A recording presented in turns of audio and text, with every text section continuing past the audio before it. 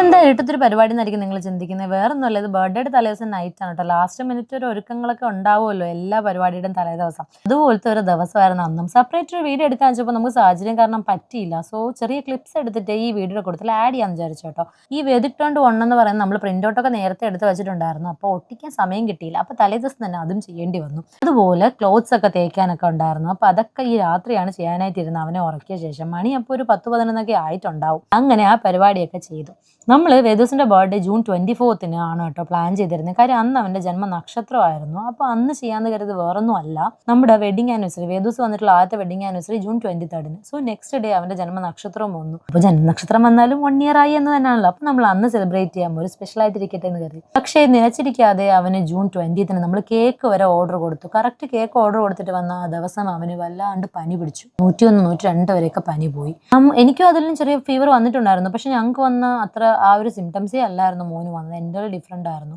മരുന്നൊക്കെ കൊടുത്തെങ്കിലും കുറഞ്ഞില്ല ഹോസ്പിറ്റലിൽ കാണിച്ചിട്ട്. അപ്പോൾ ഡോക്ടർ പറഞ്ഞു എന്തായാലും അഡ്മിറ്റ് ചെയ്യാമെന്ന്. അങ്ങനെ ജൂൺ 23 ഞങ്ങളുടെ വെഡിങ് ആനിവേഴ്സറിയുടെ അന്ന് അവനെ ഹോസ്പിറ്റലിൽ അഡ്മിറ്റ് ചെയ്യേണ്ടി വന്നു. ജൂൺ 24 അവരെ ജന്മനക്ഷത്രത്തിൻ്റെ അന്നും അങ്ങനെ ഹോസ്പിറ്റലിലായിരുന്നു. അപ്പോൾ നമ്മളത് ഒട്ടും പ്രതീക്ഷിക്കാതെ ഒരു ഇതായിരുന്നു കേട്ടോ. കാര്യം 1 വയസ്സ് വരെ മോന് വലിയ പ്രശ്നങ്ങളോ അങ്ങനെ ഫീവറൊന്നും വന്നിട്ടൊന്നുമില്ല. അപ്പോൾ കറക്റ്റ് 1 വയസ്സായപ്പോൾ തന്നെ വന്നു. അതും നമ്മൾ ബർത്ത്ഡേ പ്ലാൻ ചെയ്ത ദിവസം അത് ക്യാൻസൽ ചെയ്യേണ്ടി വന്നു.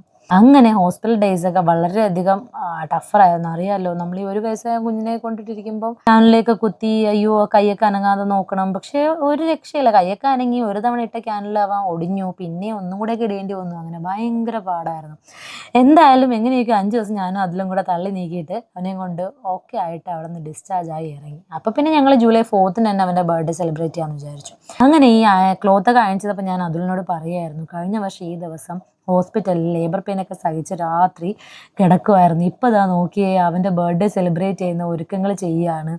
ആ കുഞ്ഞു കുർത്തയൊക്കെ കണ്ടപ്പോൾ ഞാൻ ഭയങ്കര ഇമോഷണലായിരുന്നു. കഴിഞ്ഞ വർഷം ന്യൂ ബോൺ ബേബിയായിട്ട് കുഞ്ഞുടുപ്പിട്ട് ഇരുന്നിരുന്ന അവൻ ഇപ്പോൾ ഇതാ കുഞ്ഞു കുർത്തയൊക്കെ ഇട്ട് കുഞ്ഞു മുണ്ടൊക്കെ കൊടുത്ത്. 1 വർഷം എന്ത് പെട്ടെന്നാണ് പോയതല്ലേ. കുഞ്ഞുങ്ങൾ എത്ര പെട്ടെന്ന് കണ്ണടച്ച് തുറക്കും പോലെയാണ് വളരുന്നത്. അങ്ങനെ അയണിങ് പരിപാടികളെല്ലാം കഴിഞ്ഞു. ഒരുപാട് തുണി ഉണ്ടായിരുന്നു. കാര്യം രാവിലെ കോവിലിൽ പോകാനുള്ളതും ഈവനിങ് കേക്ക് കട്ടിങ്ങിനുള്ളതും ഒക്കെ ആയിട്ട് ഒരുപാട് തുണി ഉണ്ടായിരുന്നു. 12-12:30 ആയി ഞാൻ ക്ലോത്തൊക്കെ തേച്ച് കഴിഞ്ഞപ്പോൾ. അത് കഴിഞ്ഞ് ചെന്നപ്പോഴത്തേക്ക് അവൻ ഭയങ്കര കരച്ചിലായിട്ട് ഉണർന്നു. ഇപ്പോൾ ടീത്തിങ് പെയിൻ കാരണം ഭയങ്കര കരച്ചിലാണ്. പല്ലൊക്കെ പൊട്ടി വരാറായിട്ടുണ്ട്, അതുകൊണ്ട് ഭയങ്കര കരച്ചിലാണ്. അങ്ങനെ പിന്നെ അവനെ കംഫർട്ടൊക്കെ ചെയ്ത് പിന്നെയും കിടത്തി ഉറക്കിയിട്ട് അങ്ങനെ ഞങ്ങളും കിടന്നുറങ്ങി. പിന്നെ ഇപ്പോൾ അടുത്ത ദിവസം രാവിലെ കാണാം. ഹലോ ഹലോ പറ. ഇന്ന് എന്താണെന്നറിയോ, നമ്മുടെ വേദസിന്റെ ഫസ്റ്റ് ബർത്ത്ഡേ ആണ്. Time flies so fast. 1 വർഷം. അയ്യോ, 1 year of parenthood, 1 year of Veda baby. അങ്ങനെ ഇന്ന് നമ്മുടെ വേദസിന്റെ ബർത്ത്ഡേ ഡേ ആണ്. അപ്പൊ അത് നമ്മള് വ്ളോഗ് ചെയ്യാന്ന് കരുതിയിട്ടുണ്ട്. വേണ്ട വേണ്ട, മൈക്കിന് വേണ്ടിയാണ് യുദ്ധം. അന്ന് പണ്ടുള്ള ശീലം ഇപ്പോഴും അത് കടിച്ചൊക്കെ എടുക്കാൻ പോകുന്നു.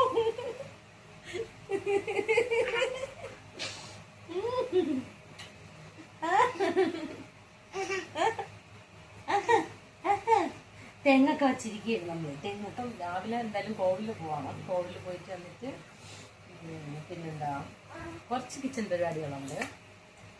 അല്ലെങ്കിൽ ഇപ്പം ഞാൻ കിച്ചൺ പരിപാടിയൊക്കെ തീർത്തിട്ട് കോവിലിൽ പോകും. അത് ഇവൻ്റെ മൂടൊക്കെ പോലെ ഇരിക്കും എല്ലാ കാര്യങ്ങളും.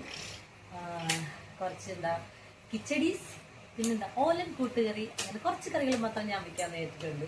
കാര്യം ഇവന് ഇട്ടിട്ട് എല്ലാത്തിനും വരില്ല. അപ്പം അതൊക്കെ ഞാൻ ഇന്നലെ തന്നെ കുറച്ച് കരിഞ്ഞൊക്കെ വെച്ച് കിച്ചടികളെ വേവിച്ചൊക്കെ വെച്ച് അപ്പോൾ അതൊക്കെ രാവിലെ അരച്ചൊക്കെ ഇട്ട് സെറ്റാക്കിയാൽ മതി. അപ്പോൾ അത് ചെയ്യണം. എന്നിട്ട് കോവിലിൽ പോകണം. അല്ലെങ്കിൽ കോവിലിൽ പോയിട്ട് വന്നിട്ട് ചെയ്യണം.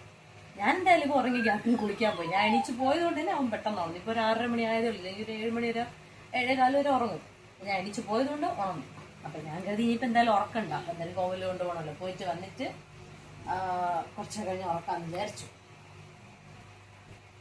ഓക്കെ, അപ്പോൾ നമുക്കിനി കിച്ചണിലോട്ട് പോകാൻ.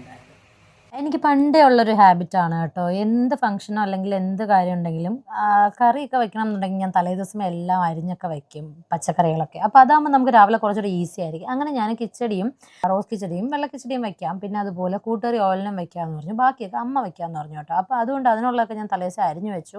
ഇത്തവണ അരിഞ്ഞു വെച്ച് വേറൊന്നും കൊണ്ടല്ല, അവൻ്റെ സമയവും സാഹചര്യവും കൂടെ നോക്കിയല്ലേ കിച്ചണിലൊക്കെ കയറാനും പറ്റുള്ളൂ. അവൻ കരഞ്ഞു വിളിച്ചാൽ പിന്നെ ഒന്നിനും പറ്റില്ല. അപ്പോൾ അതുകൊണ്ട് തലേദിവസം അരിഞ്ഞു വെച്ചാൽ അടുത്ത ദിവസം രാവിലെ കുറച്ച് സമയം മതിയല്ലോ.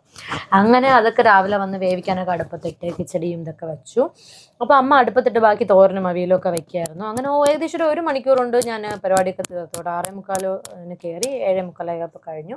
കാര്യം പിന്നെ അത് കഴിഞ്ഞ് വേണം വേദൂസിനെ കുളിപ്പിച്ചിട്ട്, ഞാനും അതിലും കുളിച്ചിട്ടുണ്ടായിരുന്നു. പിന്നെ വേദൂസിനെ കുളിപ്പിച്ച് നമുക്ക് അമ്പലത്തിലൊക്കെ പോകണം. അവിടെ 9-9:30 ആകുമ്പോൾ അമ്പലം അടയ്ക്കും. അപ്പോൾ അതിന് മുന്നേ പോകണം. പിന്നെ അതിനിടയിൽ അവൻ രാവിലെ 6 മണിക്ക് എണീച്ചുകൊണ്ട് തന്നെ അവൻ 9-9:30 മണിയാകുമ്പോൾ ഉറക്കം വരും. അപ്പോൾ അങ്ങനെ അവനെ വന്നിട്ട് കുളിപ്പിച്ച് നമ്മൾ റെഡിയായി അമ്പലത്തിൽ പോയി. ചെറിയ മഴ ചാറ്റലുണ്ടായിരുന്നു. അങ്ങനെ കുടയൊക്കെ പിടിച്ച് നടന്ന് ചില്ലായിട്ട് അമ്പലത്തിലെത്തി. അമ്പലത്തിലെത്തിയപ്പോൾ എന്ത് പറ്റി, നിവേദ്യമായിരുന്നു. നിവേദ്യം ആയതുകൊണ്ട് തന്നെ 10-15 മിനിറ്റ് അവിടെ വെയിറ്റ് ചെയ്യേണ്ടി വന്നു. അവൻ ഉറക്കത്തിന്റെ സമയമായി. അവൻ ചിണിങ്ങിയൊക്കെ തുടങ്ങി, കണ്ണൊക്കെ തിരുമ്മി നല്ലപോലെ പാടുപെട്ട് കുറച്ചു നേരം വെച്ചുകൊണ്ട് നിൽക്കാനായിട്ട്. അങ്ങനെ കുറച്ചു നേരം ഞാൻ അവിടെ എന്തൊക്കെയോ കാണിച്ചു കൊടുത്ത് കാര്യം പറഞ്ഞുകൊണ്ട് നിന്നു. പിന്നെ അതിൽ കുറച്ചു നേരം പുറത്തോട്ടൊക്കെ കൊണ്ടുവച്ച് നിന്നു. അങ്ങനെ സമയം പോയി. അത് കഴിഞ്ഞപ്പോഴത്തേക്ക് നിവേദ്യം കഴിഞ്ഞ് നട തുറന്നു. എന്നിട്ട് ഞങ്ങൾ കയറി തൊഴുതിട്ട് വേദൂസിൻ്റെ പേരിൽ നമ്മൾ അർച്ചനയ്ക്കൊക്കെ കൊടുത്തിട്ടുണ്ടായിരുന്നു. അർച്ചന പ്രസാദമൊക്കെ വാങ്ങിയിട്ട് നേരെ തിരിച്ച് വീട്ടിലോട്ട് നമ്മൾ പോയി. തിരിച്ചു പോയപ്പോഴും മഴ ചാറ്റിലുണ്ടായിരുന്നു. അങ്ങനെ വീട്ടിലെത്തിയിട്ട് പിന്നെ അടുത്ത് അവനെ ഉറക്കുന്ന പരിപാടിയാണല്ലോ. അവന് ഫുഡ് കൊടുത്തിട്ടാണ് കൊണ്ടുപോയത്. 8 മണി 8:30 സമയം ഫുഡ് കൊടുത്തു. അപ്പോൾ അതുകൊണ്ട് വന്നിട്ട് അവനെ ഫീഡ് ചെയ്തങ്ങ് ഉറക്കാമെന്ന് വിചാരിച്ചു. അങ്ങനെ വന്നിട്ട് അവനെ ഫീഡ് ചെയ്ത് ഉറക്കണം. പക്ഷെ അതിന് മുന്നേ നമ്മുടെ ഡെക്കറേഷൻ്റെ ഹോള് കാണിച്ചു തരാം. ഇതാണ് കേട്ടോ നമ്മൾ ഡെക്കറേഷൻ ഇവിടെയാണ് ചെയ്യാമെന്ന് വിചാരിക്കുന്നത്. അപ്പോൾ മോനെ ഉറക്കുന്നതിന് മുന്നേ ഞാൻ അതുലിനോട് അവിടെ കട്ടനൊക്കെ ഒന്ന് ഇട്ട് വയ്ക്കാൻ പറഞ്ഞു. അപ്പോൾ അവനെ ഉറക്കി കഴിഞ്ഞിട്ട് വന്ന ഉടനെ എനിക്ക് ബലൂണൊക്കെ പെരുക്കി സെറ്റ് ചെയ്താൽ മതിയല്ലോ.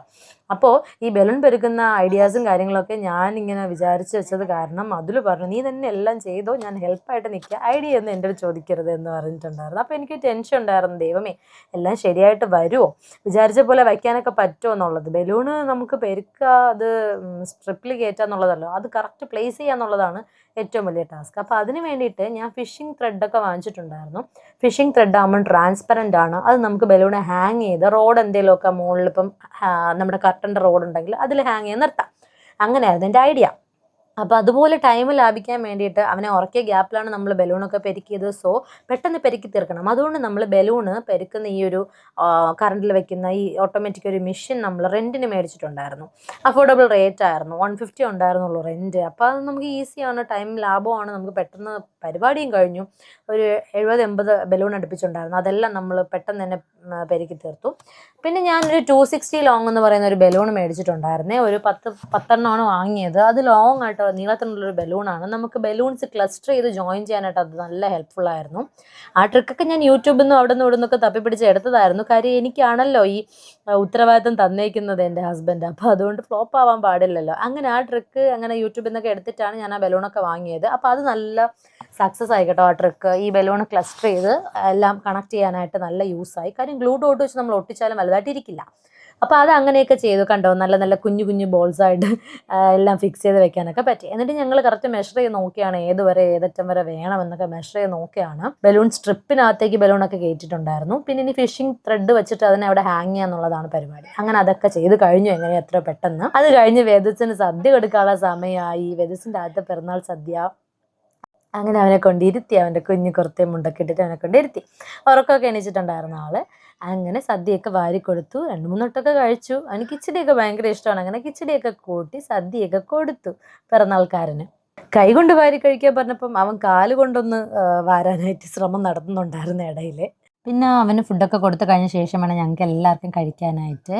അപ്പോൾ അവന് ആഹാരമൊക്കെ കൊടുത്ത് അതിനുശേഷം ഞങ്ങൾ ഇലയൊക്കെ ഇട്ട് എല്ലാവരും ഇരുന്ന് ഫുഡൊക്കെ കഴിച്ചു കഴിഞ്ഞിട്ട് വേണം അതിന് കേക്ക് എടുക്കാൻ പോവാം. കാര്യം നമ്മളൊരു 3:30-4 മണി സമയത്താണ് നമ്മുടെ പരിപാടി വെച്ചിരുന്നത്, കേക്ക് കട്ടിങ്. അപ്പോൾ ആ ടൈമിലേക്ക് നമ്മുടെ ഫോട്ടോ എടുക്കുന്ന ഫോട്ടോഗ്രാഫറും വരും. അപ്പോൾ അതിനുള്ളിൽ വേദൂസിനെ റെഡിയാക്കണം, അതിൽ പോയി കേക്ക് എടുത്തിട്ട് വരണം, എനിക്ക് ഇറങ്ങണം, പിന്നെ അതിനിടയിൽ അവൻ്റെ കുറച്ച് സിംഗിൾസ് ഫോട്ടോയൊക്കെ എടുപ്പിക്കണം. അങ്ങനെ പരിപാടികളെല്ലാം ഉണ്ടായിരുന്നു. അപ്പോൾ അതെല്ലാം തീർക്കണം. അതിനൊരു 2 മണിക്കൂർ സമയമേ നമുക്ക് ഉണ്ടായിരുന്നുള്ളൂ. കാര്യം ഡെക്കറേഷൻ ചെയ്ത് തീർന്നപ്പോൾ തന്നെ ഒരു സമയമായിട്ടുണ്ടായിരുന്നു. കണ്ടോ, ഇതാണ് നമ്മുടെ ഫൈനൽ ലുക്ക് ഓഫ് ഡെക്കറേഷൻ എന്ന് പറയുന്നത്. ജസ്റ്റ് ബലൂൺസും ഒരു ഹാപ്പി ബർത്ത്ഡേ ബാനർ, പിന്നെ ടേബിൾ ഡെക്കോറിന് വേണ്ടിയാണ് നമ്മൾ ഈ അറേഞ്ച്മെന്റ്സ് വെച്ചത്.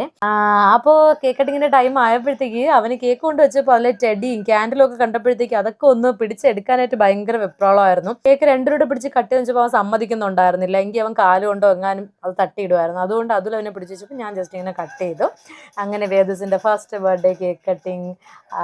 അതുപോലെ പാരൻസ് ആയ ഞങ്ങളുടെയും കൂടെ ഒരു സെലിബ്രേഷനാണ്. 1 ഇയർ ഓഫ് പാരൻറ്ഹുഡ് കൂടിയാണ്. ഒരു കുഞ്ഞ് ജനിക്കുമ്പോൾ കൂട്ടത്തിലൊരു അമ്മയും അച്ഛനും കൂടെയാണല്ലോ ജനിക്കുന്നത്. അപ്പോൾ അങ്ങനെ അടിപൊളിയായിട്ട് ആ പരിപാടിയൊക്കെ നടന്നു. ആദ്യമായിട്ടാണ് അവൻ അത്രയും മധുരം കൊടുക്കുന്നത്. കേക്ക് കിട്ടിയപ്പോൾ ആൾക്ക് ഇത്തിരി സന്തോഷമായി, സൈലൻ്റ് ആയിട്ടിരുന്നു. ഞാൻ കൊടുത്തു കഴിഞ്ഞപ്പോഴത്തെ അതുലിൻ്റെ ഫേസിൽ നോക്കുകയാണ് വച്ചു കൊടുക്കുന്നില്ല എന്നുള്ള ഒരു രീതിയിൽ. അത് കഴിഞ്ഞിട്ട് പിന്നെ എല്ലാവരും കുറച്ചായിട്ട് അവന് മധുരം വച്ചു കൊടുത്തിട്ടുണ്ടായിരുന്നു. കേക്ക് പിന്നെ കിട്ടിക്കൊണ്ടിരുന്നപ്പോഴത്തേക്ക് ആള് സൈലൻ്റ് ആയിട്ട് മിണ്ടാതെയായിരുന്നു. കണ്ടോ, വാ തുറന്ന് കൊടുക്കുന്നുണ്ട്. അത് കഴിഞ്ഞ് നമ്മുടെ ഫോട്ടോ എടുക്കുന്ന പരിപാടിയായിരുന്നേ.